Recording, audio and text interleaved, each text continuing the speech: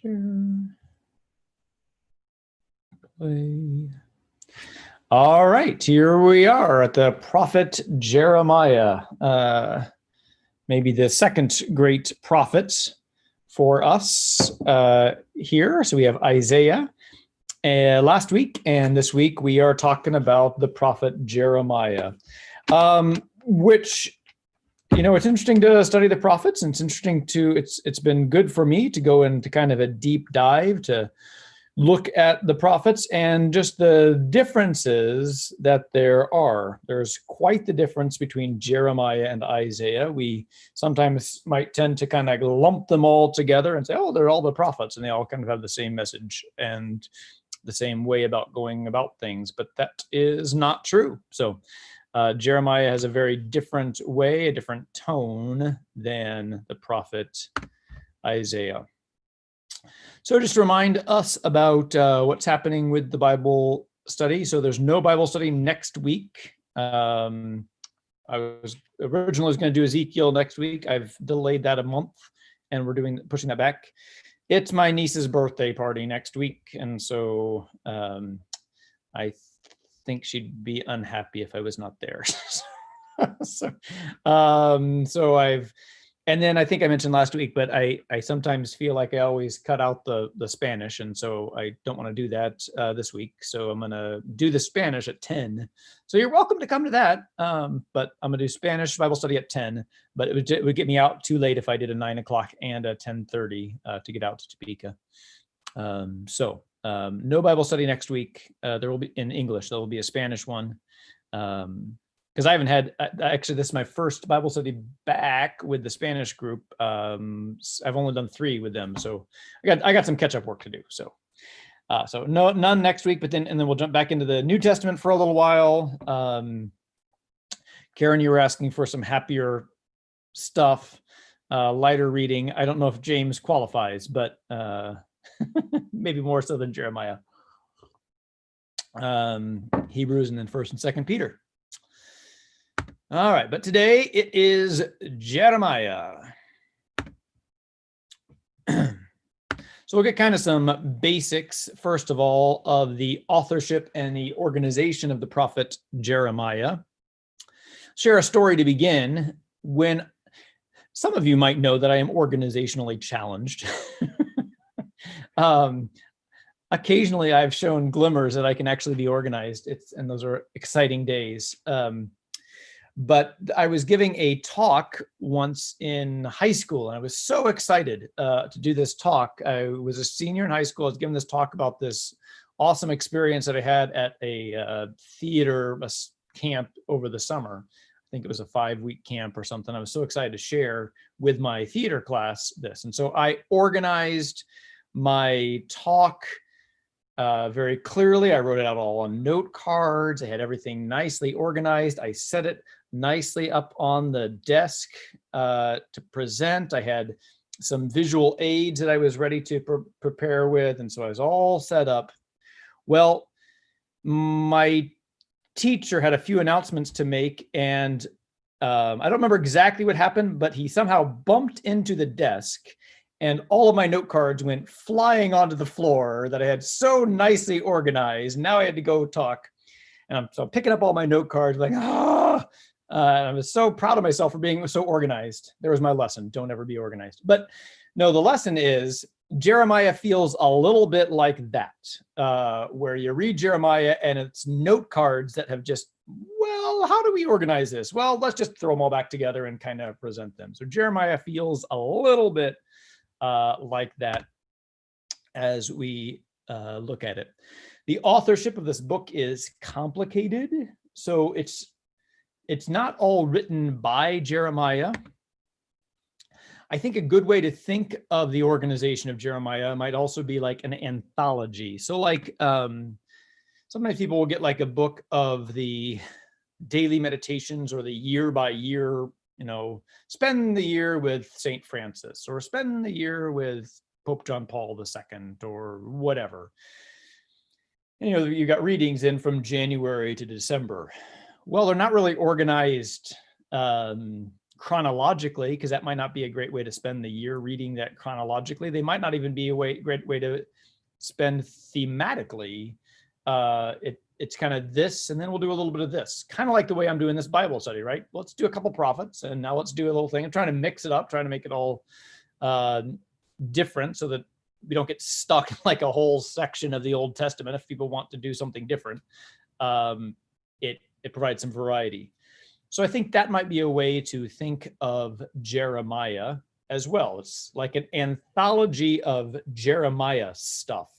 Or maybe another way to think of it is a file. Like this is the Jeremiah file. And all the stuff gets put into the file. If you think of your file cabinets, or at least if I think of my file cabinets, I put things in that file, but I don't necessarily put things, I usually put them in the back. The next thing that I have goes into the back of that, but sometimes I just like shove it into that file, right? And so it's not really, if I were to read it then from start to finish, it's like, why is it organized like this? Well, I just put it in there.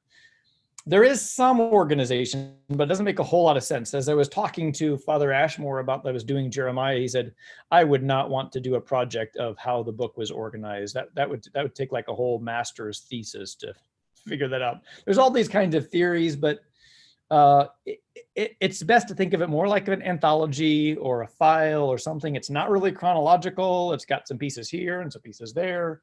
So it's really kind of disjointed as we read it. So think of it as an anthology or a file. A year with the prophet Jeremiah might be a good way to think of the book of Jeremiah. And then a reminder just about these two things, and I might have this on the next slide too. Whoops. But remember, to be a prophet is to be a mouthpiece of God. It does not necessarily mean telling the future, although it can be. So there is predictive prophecy, but that's not always what prophecy is. So sometimes people get confused about that and thinking that the prophecy is going to tell about the future. That's not always the case. That is one element sometimes of prophecy, but not always. So it's a good way to think of it as an anthology. Another way perhaps to think about it is like a mini Bible is Jeremiah, because of all these various styles that are in Jeremiah. In contrast to Isaiah, which is mostly oracles, prophetic signs, this has a lot more variety in the book of Jeremiah. You've got sermons, you've got oracles. So sermons are like the prose, like a homily, a sermon. Oracles are, when you look at the Bible, they look more like poetry. The confessions, these dialogues that Jeremiah has with God. Prophetic signs, these ways that these actions are done. You've got letters where he's writing to other people, and you've got historical narratives. So there's quite the variety in the prophet Jeremiah, similar to the variety that you have in the Bible as a whole. And so it's kind of like a mini Bible. How is the Bible organized? People say, well, why do we have this book and then this book? And it's so disjointed. Yeah, but that was the way that the people decided to organize these scrolls, these books. Similarly, Jeremiah is organized in a way that doesn't necessarily make a whole lot of sense always to us, but it made sense, at least at the time. Let's put it in this order. I don't really want to go into all those things because, as Father Ashmore said, it would take a whole master's thesis to figure that out, and that didn't feel to be worth the time.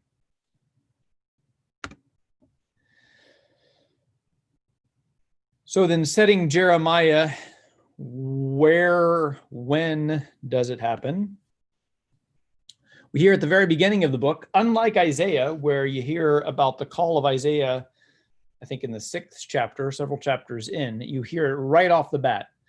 You hear about how the word of the Lord came to Jeremiah in the days of Josiah, in the 13th year of his reign. And then he was a prophet in all these various kings. So the 13th year of King Josiah, which would be 626 BC. His contemporaries were Zephaniah and Habakkuk.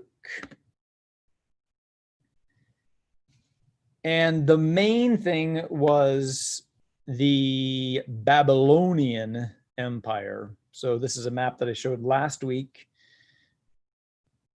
The Assyrian Empire is part of the first part of the book of Jeremiah, but it really has to do more with the threat of the Babylonians. And if you remember from your Bible history, the Babylonian exile is one of the big key moments of the entire Old Testament, and Jeremiah is dealing with that.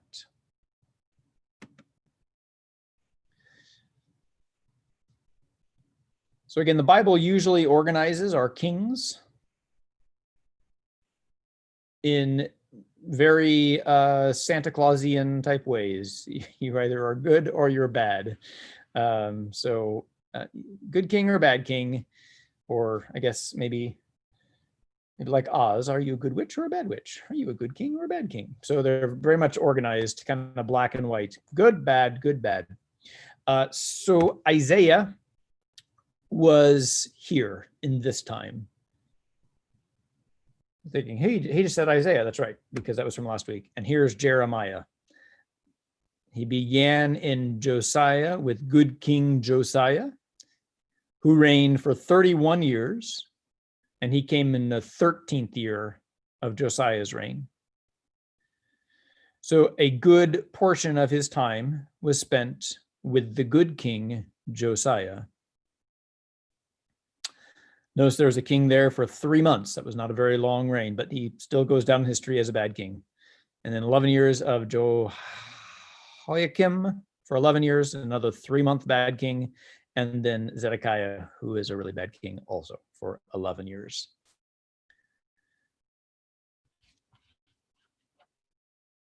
And then there's those passages in the Bible where you hear the historical accounts of their kings. And so then you'll hear about Jeremiah also in Kings and Chronicles in those segments.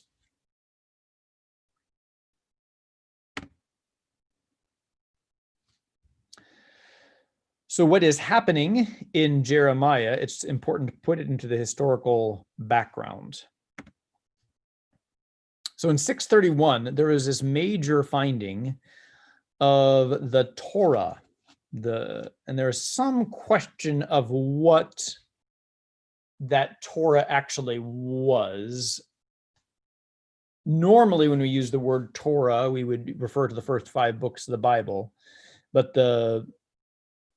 this book, this sacred book that was found, we're not sure exactly what it was, but the studies that I was seeing was it was probably the book of Deuteronomy that they found.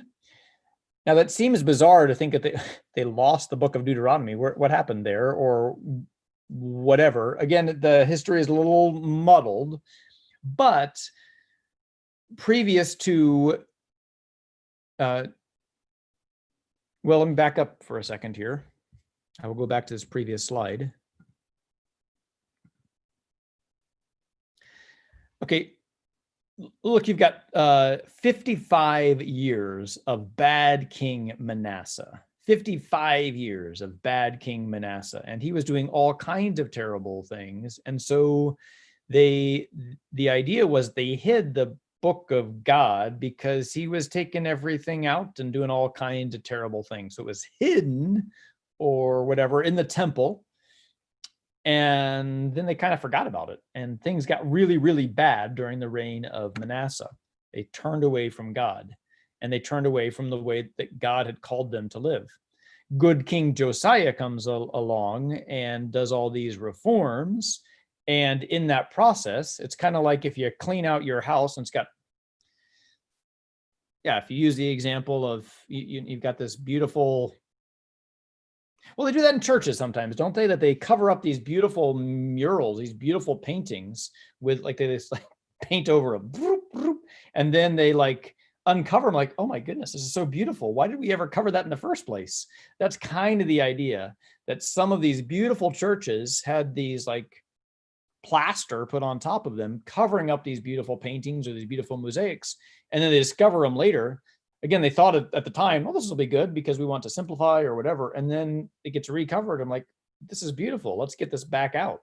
Or people are discovering in their houses that people have these beautiful hardwood floors that someone decided, let's put carpet over this. Let's put orange carpet over our hardwood floors. And then you're like uncovering, like, this is gorgeous. Why would anyone ever cover this? That's kind of the idea with the book of the law, that it gets covered with all these other idols and other gods and stuff. The temple gets all corrupted, and then they're getting rid of all this stuff. I'm like, wait, here's the law of God right there.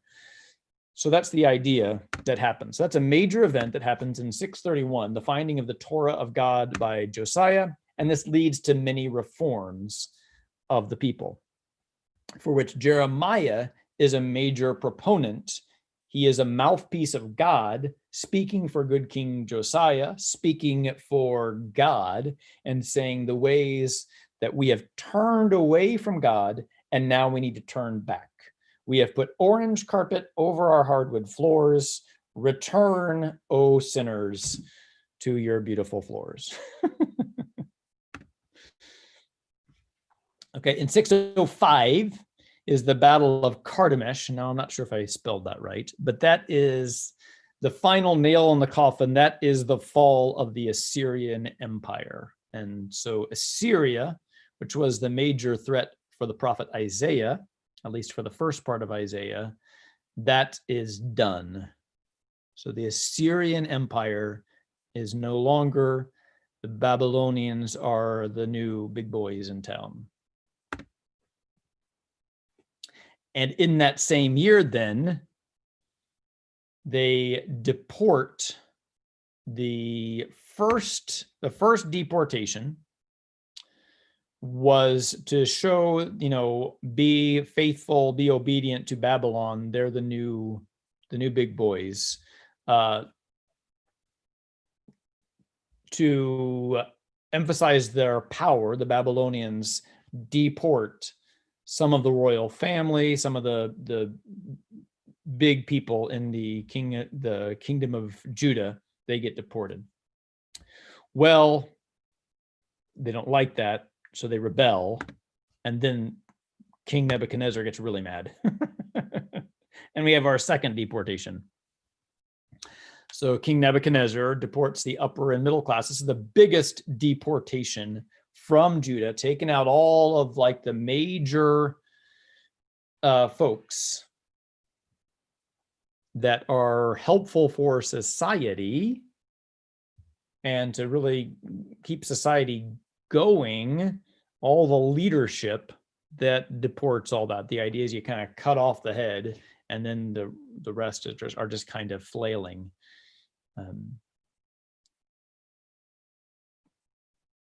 And then there's a rebellion again. And then it's like, okay, we're done here. So King Nebuchadnezzar gets rid of all the rest of the class. So he left some people there to kind of manage things. And then Nebuchadnezzar says, okay, we're done. Stop rebelling. And he destroys basically everything. He destroys the temple, which is a huge stab in the heart to the Jewish people. But the idea is you need to be faithful to the big power here in town, and this is what needs to happen. So there's that progression here of the deportation of the Jewish people from the land that, again, they believed that God had given them. How could this possibly be that now we get kicked out? And this temple that was constructed, begun by our King Solomon, how can that be destroyed? How can an earthly power have power over God? That's what all the people are wrestling with, and that's what Jeremiah is wrestling with. And that is the background to Jeremiah. So there's our background. That's what's happening. So, Karen, you were saying that Jeremiah is so depressing and so hard to read. Well, again, there's good reason for that. So, first of all, he was living in a time where these radical reforms needed to be made. So he's the first part of Jeremiah's ministry is turn back to God. You have gone over to idols. Now turn back to God. God is calling us to be faithful. Let's get rid of all this junk that we've put into our lives, all these idols. Side note, I was watching a little bit, some people were recommending this movie called The Social Dilemma, which is about the Facebook and YouTube and Google and all these things that people are getting caught up with. And I've just watched like 15 minutes of it or so, 20 minutes, but it's very interesting about how these people who were very involved in Facebook and Twitter and Google and everything has talked about how that has really taken up so much of people's lives and cluttered their whole society and whatever. And I think all of us kind of feel that. And it's like, man, my life is so busy. My life is so cluttered. Why am I watching this stuff? Why am I getting all upset about this thing I see on Twitter? Why am I then typing back and say, blah, blah, blah, why am I doing all this? Hear the voice of Jeremiah that says, repent, get rid of your social media, turn back to God, turn back to walking through the park, go to talk to God, pray, these things. Hear that voice of Jeremiah that says, unclutter, get rid of, turn back to God. That's where you'll find your happiness. These other things are not bringing you happiness. So as kind of a modern analogy, that's what's going on. The whole Jewish society had been cluttered up with all kinds of idols, all kinds of things that were not worth the chosen people's time, and Jeremiah is calling them back. So again, that sounds a little bit harsh, but think of it in those terms, that your life has gotten out of control. Turn back to God. And then he lived in the time when the whole kingdom was falling apart piece by piece. So all of these people just got deported. And now all of my other friends got torn apart. And now I've lost everybody. We are being dismantled piece by piece. So he kind of gets a little bit more fervent. Stop, turn back to God, turn back to God. And furthermore, don't rebel against Babylon. They are our wardens. They're the ones that are, so he was not like promoting like anti-Babylon. He's like, okay, they are the people in power. Don't rebel against them because this is going to get worse. Don't do it. And then the bad kings still say, no, we're going to have be our own people or whatever. And that's not the message of Jeremiah. He said that just follow God and don't turn to their idols, but don't rebel against them. So his whole thing is being torn apart piece by piece. And so that's important to keep that context. I think that's very helpful to read Jeremiah in that context. As a bit of a modern analogy, and again, it's not perfect, don't mishear this, but consider like the writings that might have been happening, and I haven't studied too much, but in the as the Second World War was beginning and the Jewish people were being put into, first of all, they were put into the ghettos, and then we're doing this, and then we're getting all of our people have been moved into this, and now we're getting moved into concentration camps. And why isn't the writing more optimistic and happy and joyful? Like, do you see what's going on? So think maybe in those kinds of senses. Again, not a perfect analogy because it's not about these people had turned away from God. Don't think in those terms. But the idea of why is this writing not more pleasant? Well, it's because it's written in this context of everybody's getting deported, everyone's getting kicked out, some are getting killed, and these are not good times. So that's the world in which Jeremiah lived. So I think that's very helpful to think in those terms when you read the prophet Jeremiah. So I did this last week. I'll do it again with Jeremiah's greatest hits. So what can we get from the prophet Jeremiah? And so I just kind of went through. These are not in order of importance, but order of appearance. I basically went through the prophet Jeremiah and said, that one's key, or that one is, we hear that one quite a bit. So feel free to follow along here. I'm going to flip through and go through the prophet Jeremiah.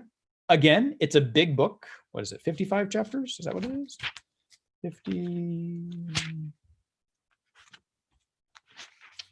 52 chapters. So 52 chapters. It's quite possible that I missed something that is key and important. I missed one last week, and it's possible. So again, put in the comments if I missed one, and that is fine. I just tried to catch the most of them that I found, but it's very possible that I missed one or two. Side note also, the next book in the Bible is Lamentations, which also, that sounds like, oh, that's a winner. I want to read that one.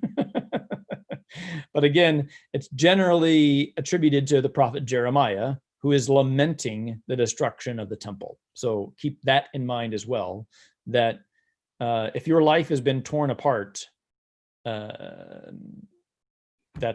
a good book to read, right?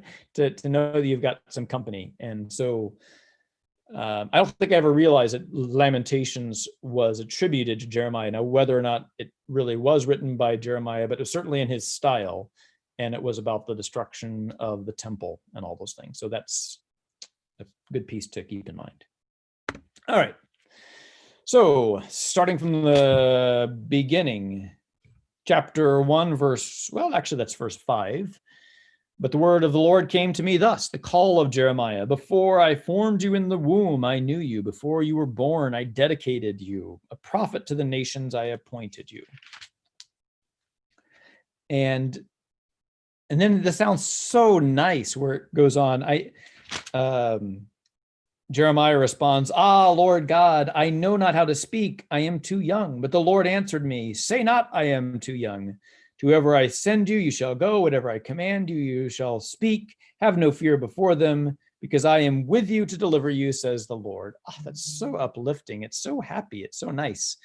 But then read the rest of Jeremiah. It's although God is with him, he is not free from the difficulties that he will experience in life. And we'll talk more about that in just a little bit. But it is a lovely passage, and that calling of Jeremiah. One of my favorite saints is Mother Teresa, and I think there might be a parallel as well, a little bit anyway, to Mother Teresa, who heard that voice of God very clearly saying, you need to leave where you are and go to India to care for the poorest of the poor. And that call that Mother Teresa received was really clear. But then as she says in her writings, she says, I never heard really the voice of God ever again in my entire life. Now, Jeremiah did, but that idea of that real clear mission, you go do this and I will be with you. And Mother Teresa responded. Jeremiah also responds, and like Mother Teresa, really had no idea what that call was actually going to mean, but he answered anyway. So it's a great, beautiful thing of how they were called, how God called him and led him into this place. I think that's like with any vocation too. I mean, most people who get married have great thoughts about, this is about, sure, there's good times and bad, but it's mostly going to be good. It's going to be beautiful. We're going to be in love, and then you don't really realize what's coming, right? And there's great sadness and great difficulties and sufferings. Good times, yes, but good times and bad times. So, all right. So chapter 6, verse 16, and all these are just like minor quotes because I didn't doing the greatest hits, so I'm just giving the opening line.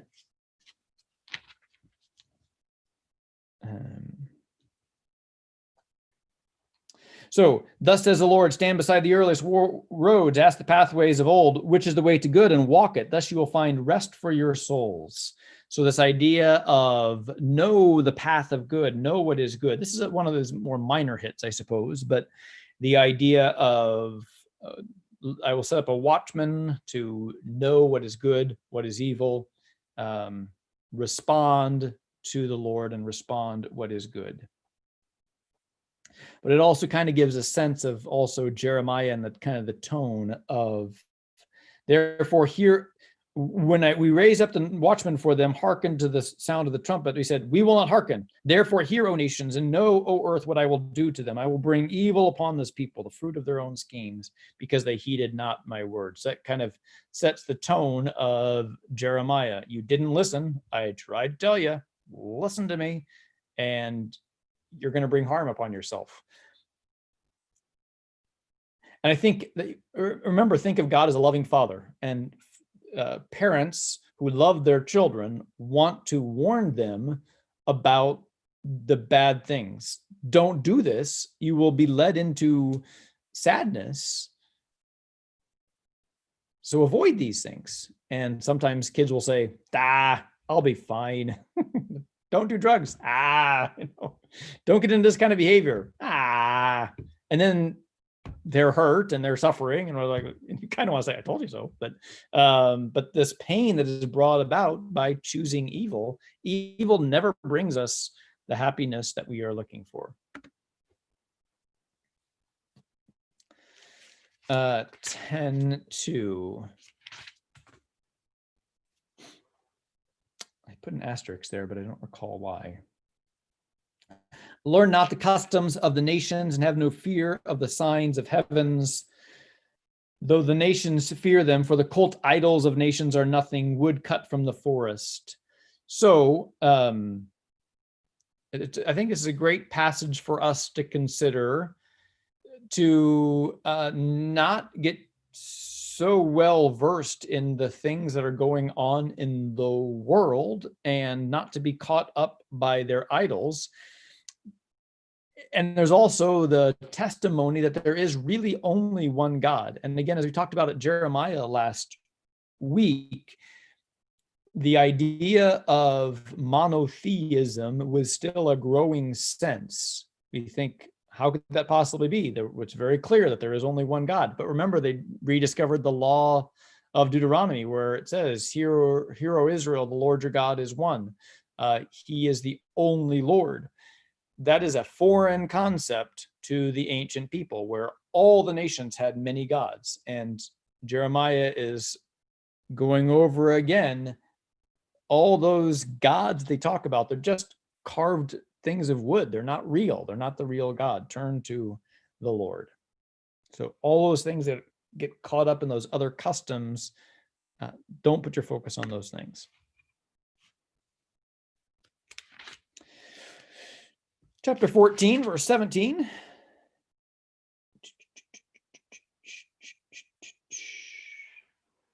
This is one of the Psalms. So I've talked about the liturgy of the hours, right? This is one, not the Psalms, one of the passages that we read. I don't remember when it is we read this, but I will recommend this book again. This book, The Catholic Introduction to the Bible by John Bergma and Brant Petrie. It's really super. And one of the things that I explored a little bit more this time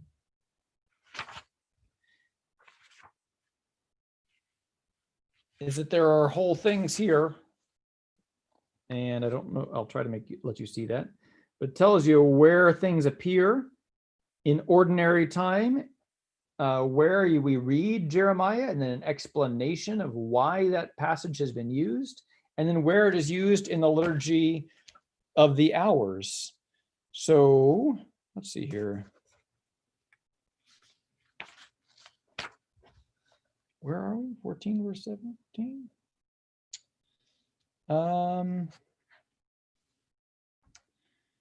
It's a lament psalm. It's read on Tuesday of the 17th week of ordinary time. So you can look that up. It's like, oh, where do we hear that? So we hear these passages. And it goes through that.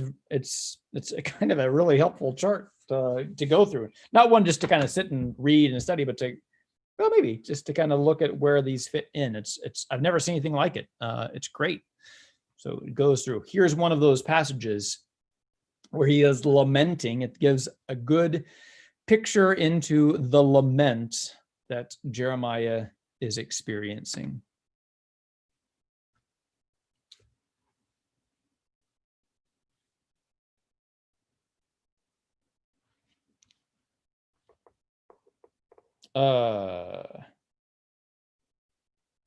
That doesn't look right. Cursed is the man who trusts in human beings, 15:5. 15:15?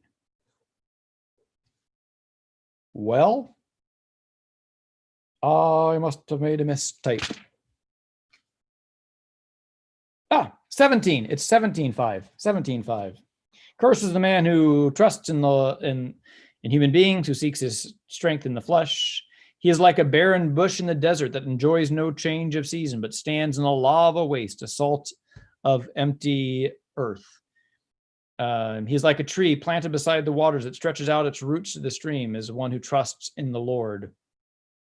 So I think that is also, I think we also hear that. Is that Psalm 1? Look that up real quick. Yeah. So it's basically Jeremiah's take on Psalm 1. So if you look at that and compare it to Psalm 1, they are very, very similar. So it's kind of his own reflection on that. It's 17:5. Sorry about the typo. And probably his greatest hit is 18:5.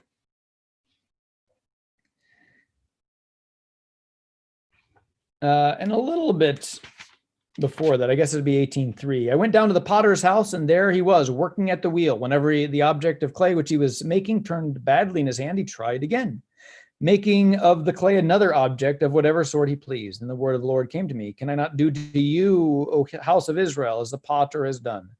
Indeed, like clay in the hand of the potter, so are you in my hand, O house of Israel. That's a very famous passage, that idea of we are the clay in the hand of the potter. It's a beautiful image that Jeremiah uses. So that's one of his great hits. Probably a top 10 hit in his day. Billboard top 20.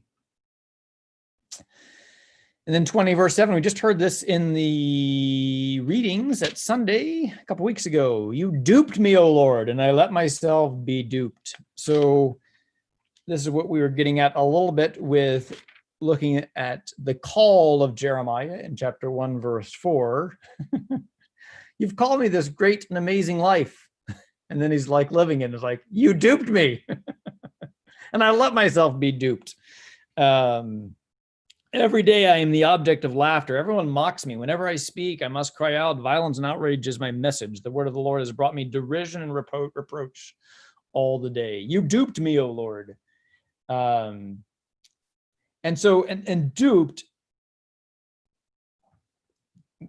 I mean, that has kind of a connotation that maybe isn't we think that God like lied to Jeremiah. No, he didn't lie. He just, it was just, it's like marriage or like any vocation. It's going to be awesome. It's going to be beautiful. And it's going to be all these things. And it's like, oh no, it's different than I was expecting. Or like priesthood or whatever. It's like, oh, I didn't realize I was going to be doing this or whatever. Or Mother Teresa, she could say those same words. You duped me, O Lord, and I let myself be duped. Again, it's a realization of the call. And then Jeremiah stays faithful to the call. It's not like you duped me and I'm out of here. It's I didn't quite understand all that you were talking about. You brought me in with this sweetness and I didn't see the sour.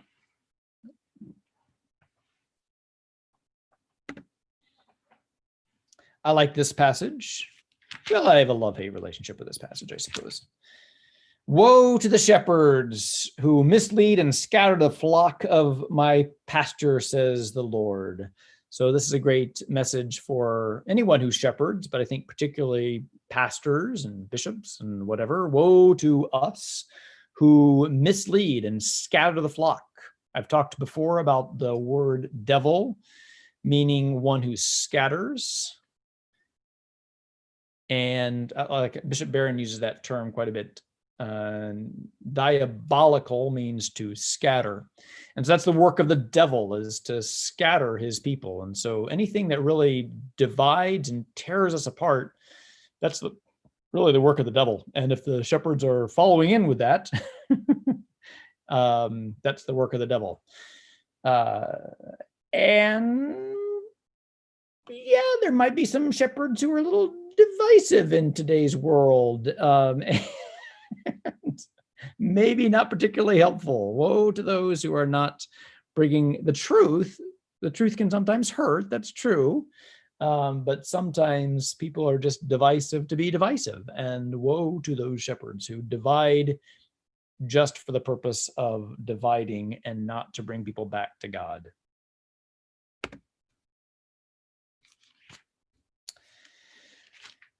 For those of you who have a long history with the Archdiocese of Kansas City, Kansas, this might sound familiar, where it says in 29:11, "For I know well the plans that I have in mind for you, says the Lord, plans for your welfare, not for woe, plans to give you a future full of hope." The capital campaign message of 2000 or whatever that was. The future full of hope, all these new plans that we were building there. For I know well the plans. So it's hard to hear that passage without hearing Archbishop Kelleher's voice, bringing us a future full of hope. Hello, my friends. I'm here to bring a future full of hope. But it is a beautiful passage. And again, it's a good message for Jeremiah in the midst of this vocation where he is saying, you duped me. He says, I bring you plans of goodness, and I bring you a future full of hope, not of sadness. So don't get caught up in the dupeness. There is a future full of hope.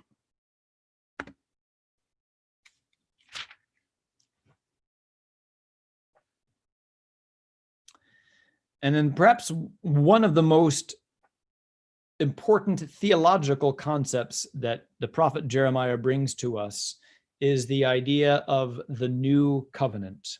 The days are coming, in chapter 31, verse 31, the days are coming, says the Lord, when I will make a new covenant with the house of Israel and the house of Judah. It will not be like the covenant I made with their fathers the day I took them by the hand. It'll be a new covenant.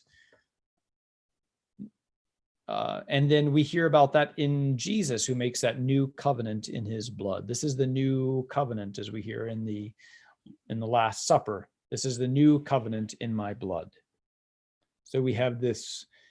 This is predictive, right? I will make this new covenant. This is coming. Okay, so as far as the greatest hits, I think that's what I've got. If I've missed any, let me know. Now you might say, well, I thought that the book was 52 chapters long. Well, it is, but I think most of his greatest hits are in the early part of Jeremiah. There is a lot of historical stuff, which is important, that comes later. Then there are some oracles against Moab and against the Philistines, and like Jeremiah did as well. I mean, Isaiah did as well, making those condemnation things, but I wouldn't call those his greatest hits either. So, I didn't find anything in the latter. I didn't just stop looking. I'm done. But I didn't find anything else that jumped out at me that were major greatest hits of Jeremiah in the latter part of the book. So the greatest contributions then of Jeremiah. So this is kind of like in summary.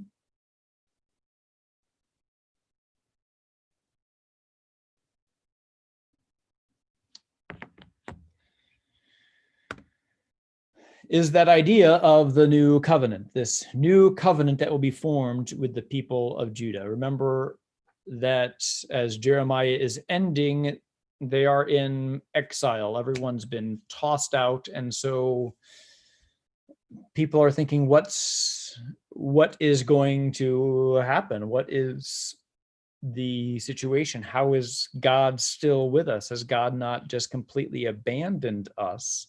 That's the sense, and this message of hope that there is a new covenant. This is not the end of the story. I think that can be important also for people who are going through a funeral. That's often a point that I remind people of, especially if it's a very sad funeral, that this is not the end of the story, that there is more to the story, that it does not end in sadness. I will bring you a future full of hope, that this new covenant, this new commitment I will make with you. It is coming. It's hard now, but the days of the Lord are coming. And then we see that fulfilled in Jesus. And connecting this to Jesus, there are many parallels to the life of Jesus Christ. This book that I was recommending, The Introduction to the Old Testament, really lines that out, and these parallels that we see with the prophet Jeremiah and Jesus, how he was chosen from the womb, how he was likened to the sacrificial lamb, how he was betrayed to those closest to him, how he was condemned to death for speaking against the temple, how he was cast into a pit and raised up again. All these ideas, a lot of theologians have put a connection between the life of Jeremiah and the life of Jesus, and they see this connection there. The suffering that Jeremiah experienced is like a foreshadowing to what is coming in Jesus. So more than Isaiah is you see in Jeremiah his life. And there's much more biographical details as well in Jeremiah. So unlike Isaiah, you get a whole bunch more of who Jeremiah is in the book. And you get a real look at the non-glamorous life of a prophet in these biographical details, and how it's a challenge, but a beautiful challenge, because again, look at the ways that people are still quoting Jeremiah, however many hundreds of years later. It was good stuff and important stuff. And so just because he suffered does not mean that God was not with him or that this was not important. He had a message to deliver from God, and we are still reading his message today because it's in the Bible, it's the scriptures.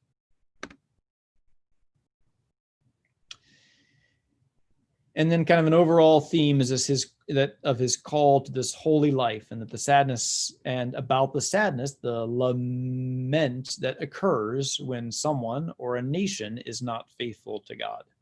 Things fall apart.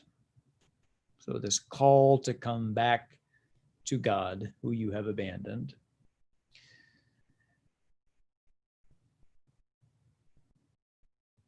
I think people might make contemporary connections, analogies to what we're going through today. I would be hesitant to do such a thing, but to not jump into that too quickly. My brother is one to make those connections real quick, who is, we need to turn back to God, repent, all these kind of things. There is this kind of doom and gloom, these holding up the signs. But I also don't want to downplay that too much either, because I think there are some connections. That a nation that turns away from God is not going to be in a good place, because is there one God? Yes. Is he the founder, the loving father of all of us? Yes. So if we turn away from God, that's only going to lead to our sadness. So again, are we turning away from God? I don't know. But if we are, that is not going to lead to our happiness. So that is what I can cover of Jeremiah in about an hour or so. So hopefully it's a good introduction, background to who Jeremiah is and what his message was. So once again, here is the schedule. No Bible study next week, then 3 weeks of New Testament. No Bible study on Halloween. Again, I don't know what people are doing on Halloween day. If anyone's going to be doing anything on Halloween night, for that matter. But still, I'm going to take the day off from the Bible study on that day, because maybe my family will do something. I don't know. And then maybe your families are doing something. So we'll just keep that off and then return November 7th. All right. So that is that. Escape, stop, share.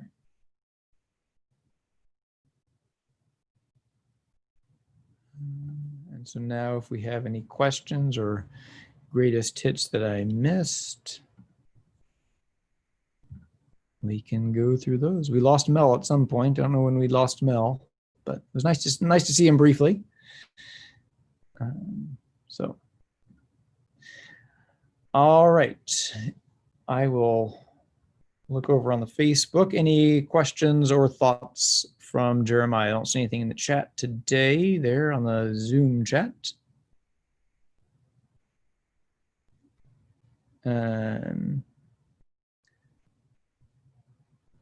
All right, so any questions? Yes, always. You just unmuted us. I'm too lazy to type it all in. There were two things. Number one, I'm very, very happy that you mentioned this in light of today's world, because I can't tell you the number of times in Jeremiah I made little side notes saying, 2020, what about the USA? You know, those kinds of things. So thank you for tying that down just a little bit at any rate. And the other one I have to mention is chapter 50, verse number 37, is a curse that says that if they don't behave themselves, they may actually be turned into a woman. I resent that. Just as a joke, obviously, the olden times. Sure. Nothing, all that kind of thing. I missed that one. With the exclamation point. Great hits, I think. It's like maybe Baruch, let's get that edited out there. Which I didn't mention. I don't think Baruch is his scribe, you know. So when you hear about the book of Baruch, chapter 50, verse what was it? It's a curse. It's 50, verse 37, and it's a curse that ends up in an exclamation point. You behave yourselves, or I'll turn you into a woman, and then what are you going to do?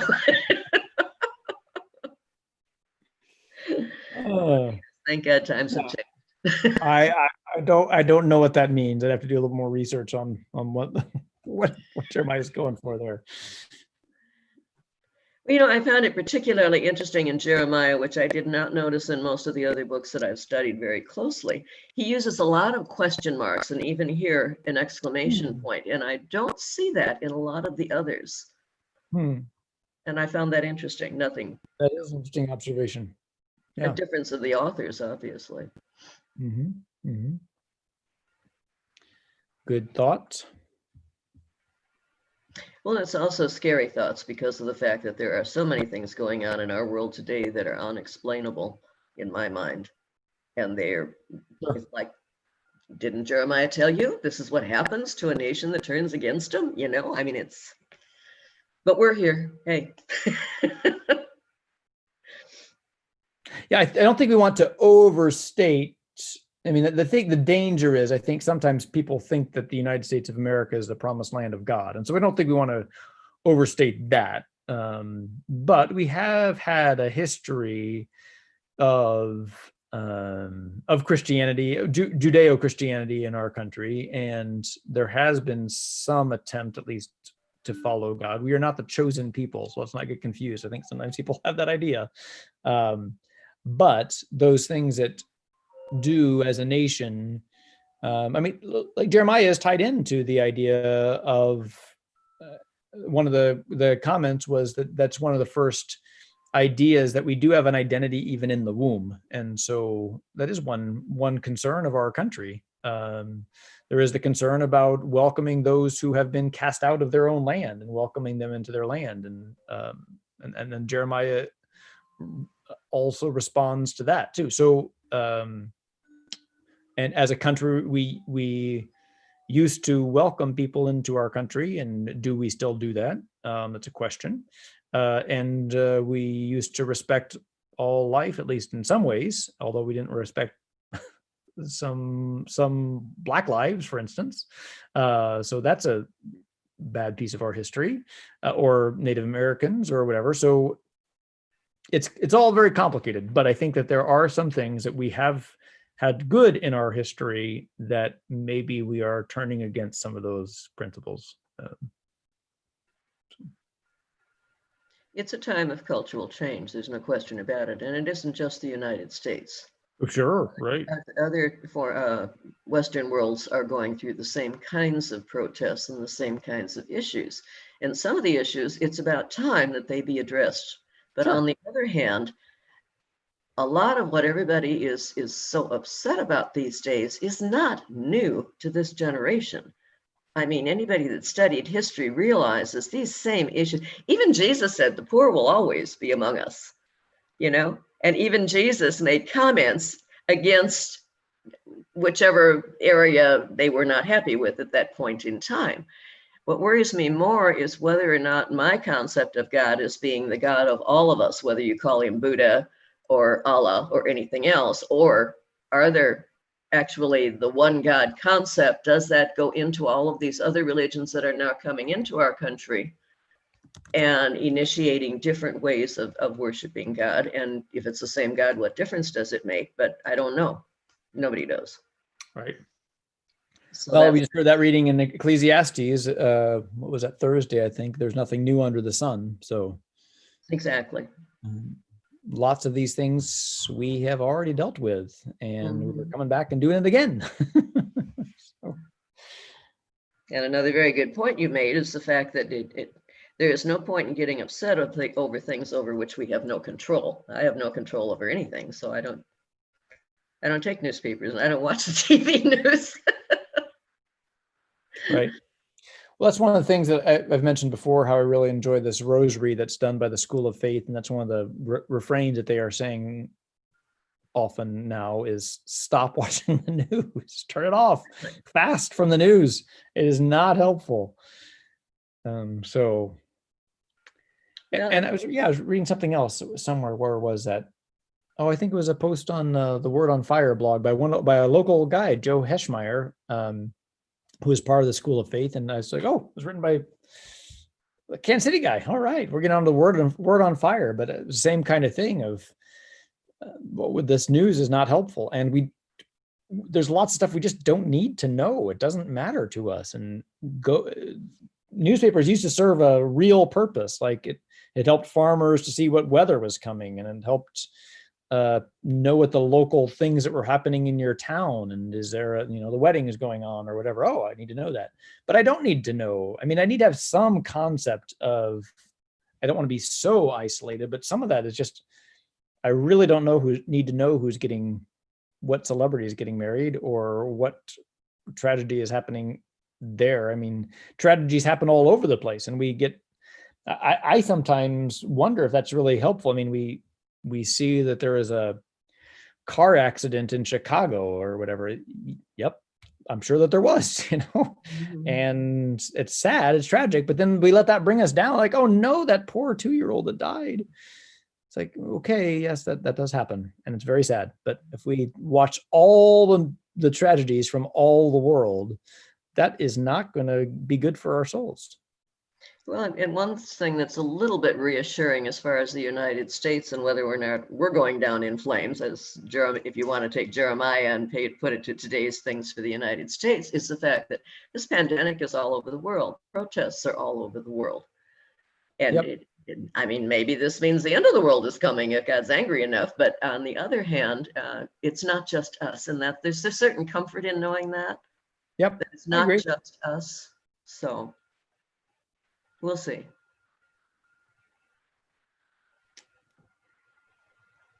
Carol, anything over there? Anything else on the Facebook, Dawn?